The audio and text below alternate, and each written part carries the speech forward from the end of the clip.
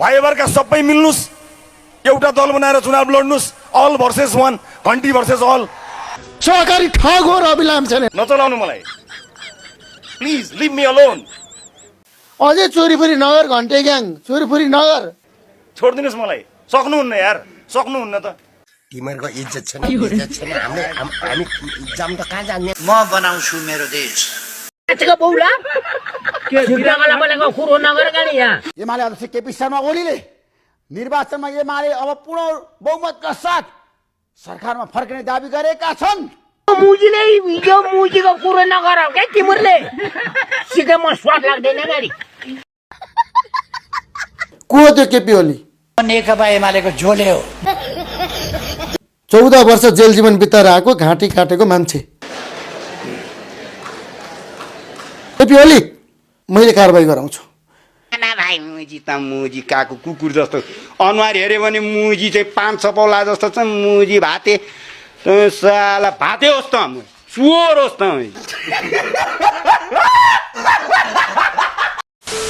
बालेनले हाम्रो सपना पुरा गर्छ, यो भनाइको साक्षी मेरो श्रीमती छिन्। आइएको मधेसिया छौरा प्रधानमन्त्री बनेला। तपाईँ चस्मा लगाएर हेर्नु, चस्मा खोलेर हेर्नुहोस्। मेरो मन्तव्य चाहिँ तपाईँहरूको तालीभन्दा पनि छोटो हुन्छ है। ए गजडी गाँजा खा। सल्लाह सुझाव त्यही रूपमा लिए मैले सक्नुहुन्छ। तेरा बाउ तेरो घरमा बसेर खा, त बाहिर निस्केर तेरो उत्पात नगर। 2-4 दिन पर्खी कान्छा, तेरो बाउलाई नि मसँग फोटो खिच्न मन लाग्यो। आउनु न बालन भाइ, आउनु सम्हालिदिनु देश भन्दाखेरि कहाँ गयो गयो। त्यो जाँदा त उही आइमै पहिलो गए जस्तो उता पनि लरक्कै यता पनि लरक्कै के अरे नाच सिक्ने। तर विकास गर्नु पर्यो बा।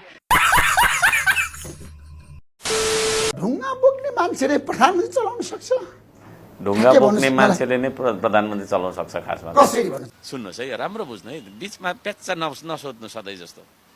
आउँदैछु म कुरा, फेरि यहाँ आउँदैछु भन्दैछु त। चुनाव पछाडि त मै हो प्रधानमन्त्री,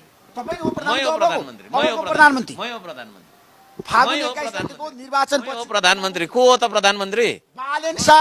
त्यस्ता मुला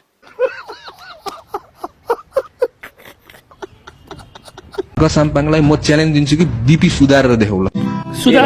ए भाइ मैले चाहिँ के गरिस् भन्नु, मैले के गरेँ? हर्क साम्पाको उमेरसम्म त म के गरिसक्छु, के गर्न सक्छु। भूत्रोको देश भाडमै जाए जनता। म सुदन गुरुङलाई यहीँबाट च्यालेन्ज गर्छु कि हिजो मसँग केपी ओलीले घुँडा टेकेको, एमाले घुँडा टेकेको, युवा संघले घुँडा टेकेको, तिमीलाई माइती घरमा ल्याएर दल्नु नपरोस्। एकैछिन बस्दै कस्तो आशा आयो भने कस्तो राम्रो लाग्यो क्या मलाई। मेरो त अब जतिखेर नि खुलुम उम्लेकै हुन्छ। त्यो हल्ला मात्रै हो, सोसियल मिडियाको हल्ला। यो क्यामेरावालाहरूको बुझ्नु भएको छ नि के गर्छन् भने नेताको फोटो चाहिँ स्वाट दिइहाल्छ। घरमा गएर निकालेर भकुर्नु नपरोस्, लातको लात। भगवान कसम मैले कसम खाएँ होइन, मेरो मातृभूमिको कसम खाएँ, म कसैलाई छोड्दिनँ।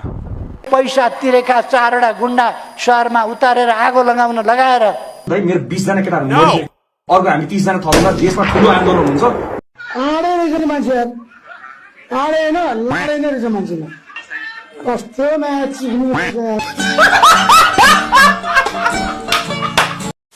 प्रधानमन्त्री नभइकन त म बस्नै सक्दिनँ क्या। म त छटपट्टि नै हुन्छु। खत्तम गराउने यही मान्छे, यो मान्छे जस्तो खत्तम कोही पनि छैन। ल म कहिले त्यसो गर्दिनँ। धेरै नगरे पनि बेजिला भोटिङ गर्न नसक्ने। सुदन गुरुङ चाहिँ अचार बन्थ्यो, किसान श्रेष्ठ नभएको मौका पाएछ र गर्दै हिँडिरहेको थियो। किसान श्रेष्ठ भएको भए अचार हुन्थ्यो, अचार।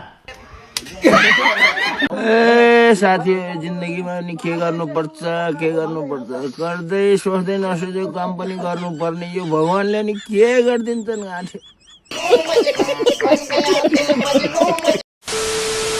रवि लामी छामे। नमस्ते नमस्ते। मेरो नमस्कार छ। म उच्छु होला अहिले, अब पुँजी त छैन। के भन्ने? छामे त के छामे छ टोकारी। बस तपाईँले जितेकोमा मलाई एकदम बिल्कुल बधाई लाग्छ।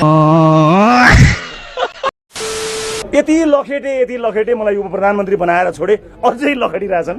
सहकारी ठग्ने सहकारी ठगहरू गृहमन्त्री भएका छन्। अहिले म 9 करोडको गाडीमा छैन, सामान्य गाडीमा होइन चाहिँ सवार छु। चुप्प लाएर बस बरु। कहाँ म त्यहाँ बसिरहेको छु। ल ल ल ल ल ल ल सफा गर्न जाउँ। मलाई मतलब छैन।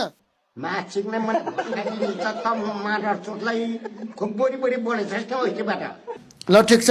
सक्कल नदेखेर भाग हुन्छ भन्थे A few moments later. आफूलाई मनपर्ने गीत गाउनुहोस्।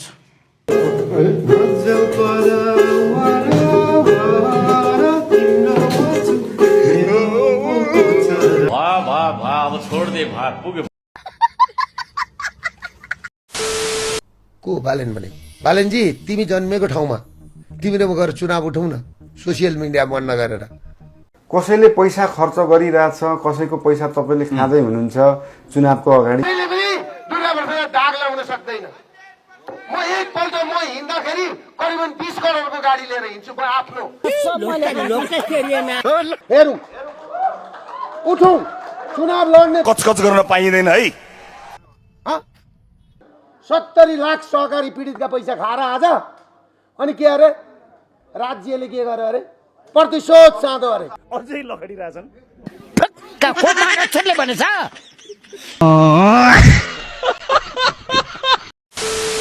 चुनाव पछाडि त मै हो प्रधानमन्त्री।